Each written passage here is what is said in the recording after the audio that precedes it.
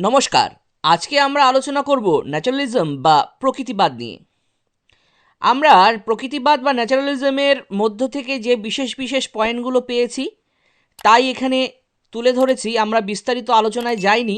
আশা রাখছি আপনাদের ভিডিওটি ভালো লাগবে। যারা এসএলএসটি এডুকেশন বা শিক্ষাবিজ্ঞানে এক্সাম দেবেন অথবা যারা নেট সেট দিচ্ছেন বা দেবেন তাদের জন্য এই ভিডিওটি খুবই উপকারে আসবে। আশা রাখছি ভিডিওটি আপনাদের ভালো লাগবে। ভিডিওটি ভালো লাগলে অবশ্যই আমাদের ভিডিওটিকে লাইক করবেন, শেয়ার করবেন এবং চ্যানেলটিকে সাবস্ক্রাইব করবেন। তাহলে চলুন শুরু করছি। প্রকৃতিবাদ।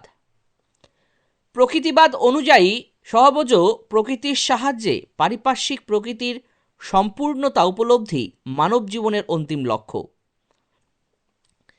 এই বিশ্বজগতের সব কিছুর অবস্থান প্রকৃতির মধ্যে। প্রকৃতির বাইরে পরম বা চরম কোনো সত্যই অবস্থান করে না।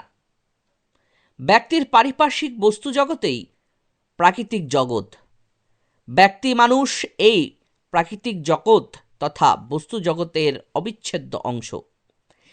এই বস্তু জগৎ কতগুলো বিধি দ্বারা নিয়ন্ত্রিত এবং মানুষকেও এই নিয়ম কানুন মেনে চলতে হয় নিজেকে টিকিয়ে রাখার জন্য।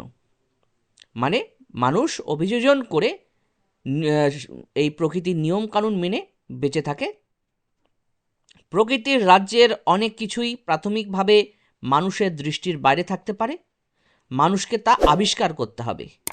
এই আবিষ্কার বিজ্ঞানের সাহায্য নিয়েই মানুষ সম্ভব করে নিজস্ব সাধারণ জ্ঞান ও বৈজ্ঞানিক দৃষ্টিভঙ্গির সাহায্যে। তাহলে প্রকৃতিবাদ নাম থেকেই আমরা বুঝতে পারছি যে এখানে সম্পূর্ণরূপে প্রকৃতির উপরে আমরা এই দর্শনটি দেখতে পাচ্ছি। প্রকৃতি চরম সত্য এই কথা ধরে নিয়ে বা প্রকৃতির বাইরে আর কিছু থাকতে পারে না, প্রকৃতির নিয়ম কানুন মেনেই আমাদের চলতে হবে, এই দর্শনে আমরা এই বিষয়গুলো পাব। প্রত্যেকটি বিষয়ে আমরা প্রকৃতির সঙ্গে সম্পর্ক বুঝতে পারবো এই দর্শনে। প্রকৃতিবাদের মূল বিষয়সমূহ কি কি? প্রকৃতিবাদী দর্শনে প্রকৃতি চরম সত্য, সত্তা ও চরম সত্য, মানে প্রকৃতির বাইরে আর কিছু নেই। প্রকৃতির বাইরে সকল বিষয়ের অস্তিত্ব অস্বীকার করা হয়েছে, মানে প্রকৃতির বাইরে আর কিছু নেই। প্রকৃতির বাইরে যে কোনো বিষয়ে জিনিসপত্রের কোনো অস্তিত্ব নেই। অতি পার্থিব বা আধ্যাত্মিক বস্তুর অস্তিত্ব নেই। আমরা আইডিয়ালিজম বা ভাববাদে যে আধ্যাত্মিক বিষয়গুলো দেখেছিলাম, এই প্রকৃতিবাদে কিন্তু আধ্যাত্মিক বস্তুর অস্তিত্ব মানেনি। প্রকৃতির বাইরে আর কিছুই নেই, প্রকৃতিই সবার আগে, বা প্রকৃতি ছাড়া আর কিচ্ছু নেই। এটাই হলো প্রকৃতিবাদীদের মূল আলোচনার বিষয়। প্রকৃতিবাদে প্রকৃতি থেকে ঈশ্বরকে আলাদা করা হয়েছে। ঈশ্বরকে কোনোভাবে এখানে ধরা হয়নি, ঈশ্বরের অস্তিত্ব হয়তো এখানে ধরা হয়নি। প্রকৃতি সর্বেসর্বা, প্রকৃতির বাইরে কিছু নেই, প্রকৃতির নিয়ম কানুনই সর্বেসর্বা। 4 নাম্বার, স্বভাবতই অভিজ্ঞতার বাইরে কোনো কিছুই জ্ঞানের বিষয় হতে পারে না। অভিজ্ঞতা আমাদের প্রকৃতির মাঝে চলাফেরা করতে করতে, অভিযোজন করতে করতে যে অভিজ্ঞতা অর্জন করি তার মাধ্যমেই আমরা আমাদের জীবন চলি, এর বাইরে কিছু হতে পারে না। 5, প্রকৃতির মূল্যবোধকে উপলব্ধি করতে হলে ব্যক্তিকে প্রকৃতির সঙ্গে অভিযোজন করে বেঁচে থাকতে হবে। 6, এই দর্শনে বৈজ্ঞানিক জ্ঞানই চূড়ান্ত সত্য। এই শিক্ষায় বিজ্ঞান বহির্ভূত জ্ঞানের স্থান নেই, মানে আধ্যাত্মিক জ্ঞানের কোনো স্থান নেই। বৈজ্ঞানিক দৃষ্টিভঙ্গিতে পরীক্ষা নিরীক্ষা করে যা ফল পাবো সেটি হলো সত্য, এই প্রকৃতিবাদী দর্শনে বলা হয়েছে। প্রকৃতিবাদী দার্শনিক কারা কারা ছিলেন? Rousseau, Hobbes, Bacon, Huxley, Herbert, Spencer, Hocking, Joyce, Bernard Shaw, T P Nunn, McDougall, Ross, Rabindranath, Mahatma Gandhi, সবাই এনারা ছিলেন প্রকৃতিবাদী দার্শনিক। রবীন্দ্রনাথ তো তাই শান্তিনিকেতন স্থাপন করেছে। প্রকৃতির মধ্যে শিশুরা প্রকৃতির সব কিছু দেখে শুনে প্রকৃতির মাঝখান থেকেই শিশুরা বড় হয়ে উঠবে, তাই রবীন্দ্রনাথ ঠাকুর শান্তিনিকেতন স্থাপন করেছিলেন। প্রকৃতিবাদের প্রকারভেদ, আমরা কয়েক ধরনের প্রকৃতিবাদ দেখতে পারি। তার মধ্যে জড় প্রকৃতিবাদ, যান্ত্রিক প্রকৃতিবাদ, জৈবিক প্রকৃতিবাদ আর মনোবৈজ্ঞানিক প্রকৃতিবাদ। একটু দেখে নেই কী কী আছে এর মধ্যে। জড় প্রকৃতিবাদের মধ্যে পদার্থবিদ্যা, রসায়নবিদ্যা ইত্যাদিকে সত্য দিয়ে ব্যাখ্যা করা হয়। বস্তু থেকে মনের উৎপত্তি, তাই মানুষ ও তার আচরণ প্রকৃতি দ্বারা নিয়ন্ত্রিত। যান্ত্রিক প্রকৃতিবাদে কি আছে? বিশ্ব প্রকৃতি এক বৃহৎ যন্ত্রবিশেষ, জড় বস্তু এবং গতি থেকেই এই যন্ত্রের উদ্ভব, মানুষও এই যন্ত্রের অংশ। মানুষের মন ও তার বিকাশ যান্ত্রিক নিয়মেই চলে, তাই একে বৈজ্ঞানিক প্রতিবাদও বলে।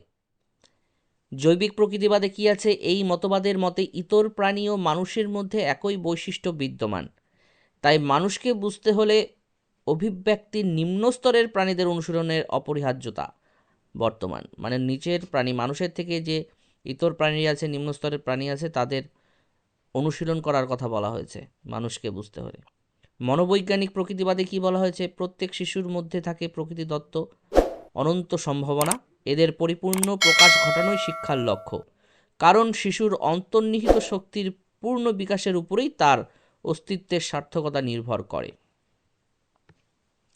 শিক্ষার লক্ষ্য কি? প্রকৃতিবাদ অনুযায়ী শিক্ষার লক্ষ্য শিশু তার আত্মপ্রকাশনায় ও আত্মসংরক্ষণে সহায়তা করবে। শিক্ষা জীবন মানে নিজের মনের ভিতরে বা নিজের মধ্যে যে সুপ্ত সম্ভাবনাগুলো আছে, সেই জিনিসগুলো প্রকাশ করাই হলো প্রকৃতিবাদের শিক্ষার লক্ষ্য। জীবন পরিবেশের সঙ্গে অভিযোজনের শিক্ষা দিতে হবে। জীবন পরিবেশের সঙ্গে অভিযোজনের শিক্ষা দিতে হবে, এটি বলা হয়েছে। 3 নাম্বার কি বলা হয়েছে? শিক্ষার লক্ষ্য নির্ণয়ে ব্যক্তির প্রবৃত্তি, প্রক্ষোভ, মানসিক গঠন, চাহিদা, রুচি, প্রবণতা ও সামর্থ্য অনুযায়ী গুরুত্ব দান করতে হবে। 4 নম্বরে কি বলছে? শরীর রক্ষণ, জীবিকা অর্জন, সন্তান প্রতিপালন, সামাজিক দক্ষতামূলক এবং অবসর যাপনের শিক্ষা, ব্যক্তিত্বের সার্বিক বিকাশই হবে শিক্ষার লক্ষ্য। পাঠ্যক্রমে কি থাকবে বিষয়? পাঠ্যক্রম তৈরি হবে শিশুর জীবন অভিজ্ঞতার মধ্য দিয়ে, শিক্ষক ও শিক্ষার্থীর যৌথ প্রয়াসের মাধ্যমে। বাস্তব অভিজ্ঞতায় যে আমরা জিনিসগুলো পাই, সেগুলো নিয়েই পাঠ্যক্রম হবে, শিশুর রুচি, প্রবণতা, মানসিক চাহিদা অনুসারে, এবং পাঠ্যক্রম হবে জীবনমুখী ও কর্মমুখী। আমরা বাস্তবে যেই জিনিসগুলো সমাজের মধ্যে পাচ্ছি, এবং শিশু যে বিষয়টি পছন্দ করে, যেই বিষয়টি রুচি আছে, সে যেটি করতে চায়, সেই শিক্ষাটাই তাকে দিতে হবে, জোর করে চাপিয়ে দিলে হবে না, এই শিক্ষায় বলা হচ্ছে। এবং সেই শিক্ষাটা যাতে জীবনমুখী হয়, জীবনে সেই শিক্ষাটা তার কাজে লাগে, সেই ধরনের শিক্ষা দিতে হবে, এবং কর্মকেন্দ্রিক সেই শিক্ষাটা তার জীবনে কাজে যুক্ত হওয়ার জন্য বা কাজ করার জন্য যে শিক্ষাটা দরকার হয়, সেই শিক্ষাটা তাকে দিতে হবে। বিশ্ব প্রকৃতির ক্রিয়া প্রতিক্রিয়া ব্যাখ্যা দিতে পারে এমন বিজ্ঞান, যেমন পদার্থবিজ্ঞান, রসায়ন, প্রাণীবিজ্ঞান, উদ্ভিদ বিজ্ঞান, এগুলো পড়ানোর কথা বলা হয়েছে। গাণিতিক জ্ঞান এবং ভাষাকে অন্তর্ভুক্তকরণের এবং প্রত্যক্ষণগত জ্ঞান ও ব্যবহারিক জ্ঞানের জন্য কৃষি ও কাঠের কাজের কথা বলা হয়েছে। এই যে কৃষি, কাঠের কাজ, এগুলো কিন্তু কর্মকেন্দ্রিক শিক্ষার কথা বলা হয়েছে এখানেও। শিক্ষণ পদ্ধতি বা শিক্ষা পদ্ধতি, হাতে কলমে কাজ করার শিক্ষা দিতে হবে, সেজন্যই তো কর্মকেন্দ্রিক শিক্ষার কথা বলা হয়েছে। কর্মকেন্দ্রিক শিক্ষা কিন্তু হাতে কলমে কাজ শেখানো হয়।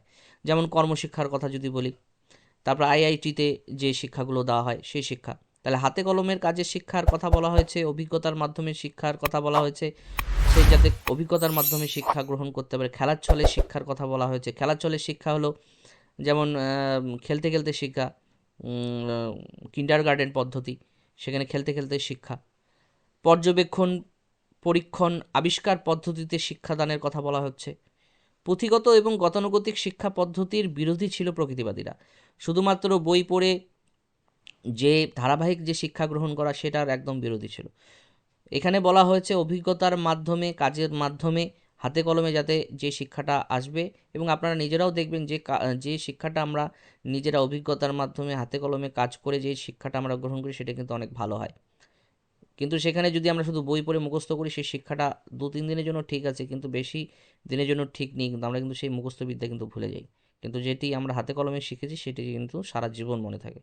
আর এই প্রকৃতিবাদী যে দার্শনিকরা আছে, তারা কিন্তু এই অভিজ্ঞতা, হাতে কলমের শিক্ষা, খেলার ছলে শিক্ষা, আবিষ্কার বা পর্যবেক্ষণ বা পরীক্ষণের মাধ্যমে শিক্ষার উপর বেশি গুরুত্ব দিয়েছেন। আর গতানুগতিক এবং পুঁথিগত শিক্ষার বিরোধী ছিলেন তারা। তারা বিজ্ঞানসম্মত শিক্ষা পদ্ধতির অভিনবত্বের দাবি রাখেন, যাকে কেন্দ্র করে পরবর্তীকালে প্রগতিশীল শিক্ষার প্রসার ঘটবে। এই শিক্ষক কেমন হবে? প্রকৃতি প্রধান শিক্ষক হবে।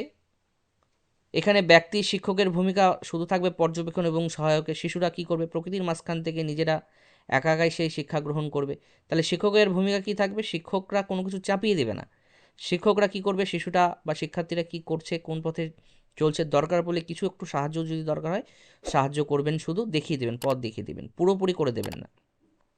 এখানে কিন্তু শিক্ষার্থীদের ভূমিকাই কিন্তু সর্বোপরি, শিক্ষকের ভূমিকা কিন্তু নগণ্য, শুধু পর্যবেক্ষণ এবং সহায়কের, এটা কিন্তু মনে রাখতে হবে। শিক্ষক কখনোই যেন শিশুদের কাছে ভীতিপ্রদ না হয়, মানে শিক্ষক বন্ধুসুলভ আচরণ করবেন, সেই শিক্ষার্থী যাতে শিক্ষকদের সঙ্গে ভালো মতো মিশতে পারে সেই দিকে দেখতে হবে, এবং ভয় যাতে না পায় সেই দিকে দেখতে হবে। কারণ যদি ভয় পায় তাহলে কিন্তু সেই শিক্ষকের কাছে কোনো সাহায্য করবে না, ভয় পেয়ে সে কাজটা করবে, নিজের মধ্যে থেকে তো সে কাজটা করবে না। শিক্ষক কেবল উপকরণ সরবরাহ করবেন, আগেই বললাম, শিক্ষা জন্য মানে সেই শিক্ষাটা গ্রহণ করার জন্য শিক্ষার্থী যদি কিছু সামান্য কিছু দরকার পড়ে সেই সামান্য কিছু দিয়ে, উপকরণ দিয়ে সে সাহায্য করবে। শিক্ষককে আদর্শ পরিবেশ এবং উপযুক্ত সত্ত্ব তৈরি করতে হবে। সামগ্রিকভাবে প্রকৃতিবাদী শিক্ষা দর্শনে একজন শিক্ষক শিশুর স্বতঃস্ফূর্ত বিকাশ পথকে প্রশস্ত করবেন এবং শিশুর শিক্ষায় সহায়কের ভূমিকা পালন করবে, এটা তো বললামই। প্রকৃতিবাদ ও শৃঙ্খলা, প্রকৃতিবাদের শৃঙ্খলা সম্পর্কে কি বলেছে? কোনো দমন পীড়ন নয়, কোনো বাধা নয়, কোনো শাস্তি নয়, সুষ্ঠু নিয়ন্ত্রিত পরিবেশে শিশুর স্বাধীনভাবে বেড়ে ওঠার মধ্য দিয়ে সুশৃঙ্খলিত হবে, এই কথাটা কিন্তু বলা হয়েছে। কোনো শাস্তি দেওয়া যাবে না, কোনো বাধা দেওয়া যাবে না, শিশু তার সুপ্ত সম্ভাবনাগুলোর পরিস্ফুট করার জন্য নিজে নিজেই প্রাকৃতিক পরিবেশ থেকে সেই জিনিসগুলো শিখবে, কোনো কিছুতে বাধা দিলে চলবে না।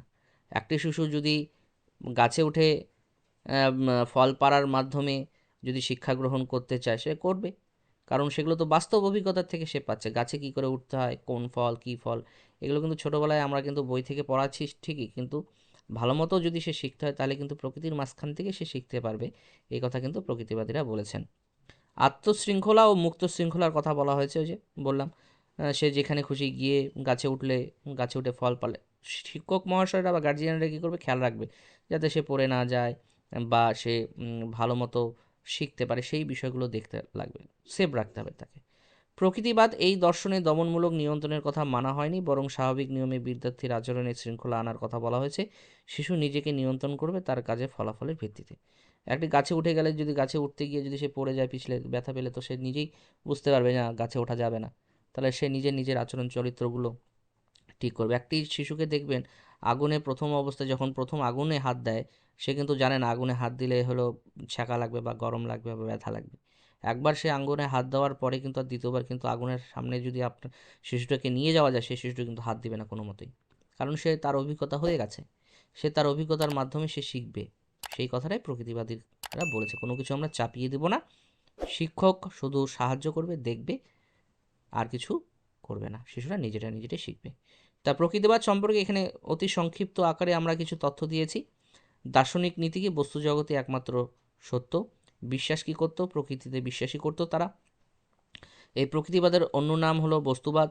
বিভিন্ন রূপ: পরমাণুবাদ প্রকৃতিবাদ, বৈজ্ঞানিক প্রকৃতিবাদ, জড় প্রকৃতিবাদ, জৈবিক প্রকৃতিবাদ, যান্ত্রিক প্রকৃতিবাদ, ঐতিহাসিক প্রকৃতিবাদ।